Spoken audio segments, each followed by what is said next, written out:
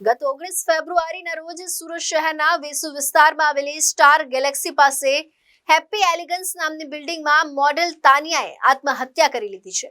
આ આપઘાત કેસમાં હવે તાનિયાના પૂર્વ પ્રેમી અને આઈપીએલ ક્રિકેટર અભિષેક શર્માની પણ પૂછપરછ કરવામાં આવી રહી છે। આજે એટલે કે 5 માર્ચ 2024 અભિષેક શર્મા નિવેદન નોંધાવવા માટે વેસુ પોલીસ સ્ટેશન પહોંચ્યો હતો। પૂછપરછ બાદ અભિષેકે જણાવ્યું હતું કે પોલીસે બોલાવ્યું હતું અને મેં મારું નિવેદન નોંધાવી દીધું છે। વેસુ પોલીસના સૂત્રો પાસેથી મળતી માહિતી પ્રમાણે આજે બપોરે 1 વાગ્યાની આસપાસ અભિષેક વેસુ પોલીસ સ્ટેશન પહોંચ્યો હતો। 5 કલાકથી અભિષેક વેસુ પોલીસ સ્ટેશનમાં હતો।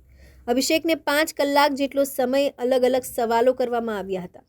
આગામી સમયમાં અભિષેક અને તાનિયા વચ્ચે થયેલી સોશિયલ મીડિયા ચેટ અંગે પણ વધુ પૂછપરછ કરવામાં આવી શકે છે। જોકે તાનિયાએ થોડા સમયથી મોડલિંગ પણ બંધ કરી દીધું હતું। હાલ તે ડીજે તરીકે કામ કરી રહી હતી। તે સુરત સહિત ગુજરાત અને અન્ય રાજ્યોમાં પણ ડીજે તરીકે કાર્યક્રમોમાં જતી હતી। સુરતમાં છેલ્લે 31 ડિસેમ્બરના રોજ ડીજે તરીકે એક ઇવેન્ટમાં કામ કર્યું હતું। આ પહેલા વર્ષ 2015 સુધી તાનિયા ટેક્સટાઇલ ઇન્ડસ્ટ્રીમાં ફેશન ડિઝાઇનર તરીકે કામ કરતી હતી। ત્યારબાદ ટેક્સટાઇલ ઇન્ડસ્ટ્રીમાં ડ્રેસ, સાડી સહિતના કપડાં માટે શૂટ કરવાનું કામ શરૂ કર્યું હતું। ત્યારબાદ 4 વર્ષ સુધી તે અલગ અલગ જગ્યાએ કામ કરતી હતી।